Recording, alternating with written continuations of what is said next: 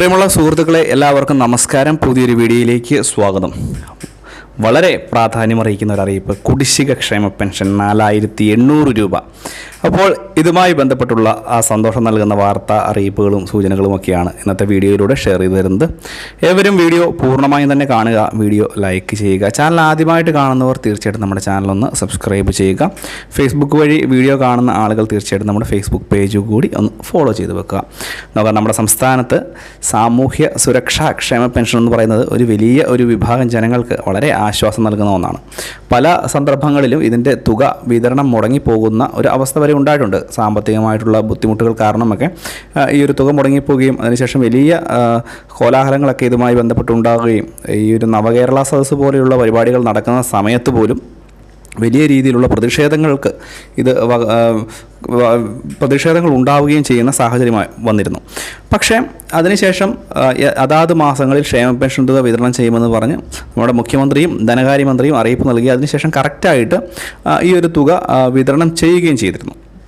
യാതൊരു തരത്തിലുള്ള മുടക്കവും ഇതുമായി ബന്ധപ്പെട്ട് വന്നില്ല. പക്ഷേ കുടിശ്ശിക ഇനത്തിൽ അപ്പോഴും 5 മാസത്തെ തുക പെൻഡിംഗ് ആയിട്ട് കിടക്കുകയായിരുന്നു.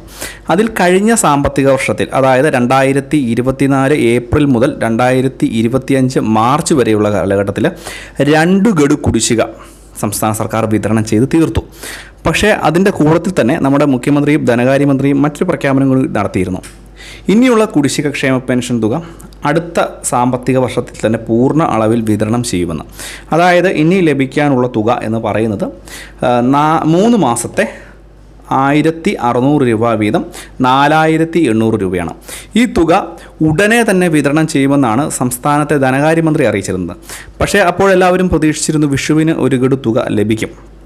പക്ഷേ വിഷുവിന് നേരത്തെ തന്നെ 1 ഗഡു തുക ലഭിച്ചു. പക്ഷേ അത് വിഷുവിൻ്റെ മാസത്തെ, അതായത് ഏപ്രിൽ മാസത്തെ തുക മാത്രമാണ്. അതിൻ്റെ കൂടെ ഒരു കാര്യം കൂടി പ്രത്യേകം ഓർക്കുക: ഈ ഒരു മാസം, ഏപ്രിൽ മാസം, ഇനിയൊരു തുകയുടെ വിതരണം ഉണ്ടാകില്ല. പല ആളുകളും പറയുന്നുണ്ട് 1 ഗഡു കൂടി ലഭിക്കുമെന്ന്. പക്ഷേ വെറുതെയാണ്. ഒരു ഗഡു കൂടി ഇനി ലഭിക്കില്ല. ഏപ്രിൽ മാസത്തെ തുക വിഷുവിന് മുമ്പാകെ തന്നെ നേരത്തെ സംസ്ഥാന സർക്കാർ ഫണ്ട് കണ്ടെത്തി വിതരണം ചെയ്തിരുന്നു.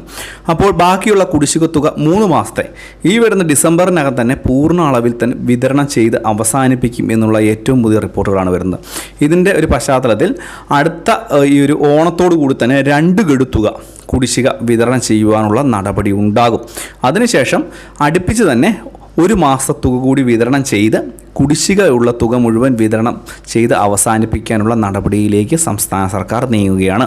ഇത് വളരെ പ്രധാനപ്പെട്ട ഒരു കാര്യമാണ്. പ്രത്യേകിച്ച് സംസ്ഥാന സർക്കാരിൻ്റെ ഭാഗത്തു നിന്ന് ക്ഷേമ പെൻഷൻ പോലെയുള്ള ആനുകൂല്യങ്ങളാണ് വീണ്ടും ഈ ഒരു സർക്കാരിന് അധികാരത്തിൽ വരാനുണ്ടായ ഏറ്റവും പ്രധാനപ്പെട്ട കാരണം. മുൻപ് ഉമ്മൻചാണ്ടി സർക്കാരിൻ്റെ കാലഘട്ടത്തിൽ തന്നെ ഈ ഒരു തുക വളരെയധികം പെൻഡിങ് ആയി കിടക്കുന്ന ഒരു സാഹചര്യമുണ്ട്. അതിനുശേഷം തുക കറക്റ്റായിട്ട് വിതരണം ചെയ്ത് തുകയിൽ വലിയ രീതിയിലുള്ള വർധനവ് ഉണ്ടാക്കുകയും ചെയ്തത് പിണറായി സർക്കാരാണ്. അപ്പോൾ എന്തുതന്നെയായാലും ഈ ഒരു തുകയുടെ വിതരണം ഉടനെ ഉണ്ടാകും. ഓണത്തോടു കൂടിയൊക്കെ തുക പൂർണ്ണമായിട്ട് വരും. ഒരു ഡിസംബർ മാസത്തിനുള്ളിൽ തന്നെ തുക പൂർണ്ണമായിട്ടും വിതരണം ചെയ്ത് അവസാനിപ്പിക്കും. കൂടാതെ ക്ഷേമ പെൻഷൻ തുകയുടെ വർധനവും വരുന്ന ദിവസങ്ങളിൽ തന്നെ ഉണ്ടാകുമെന്നാണ് സൂചനകൾ.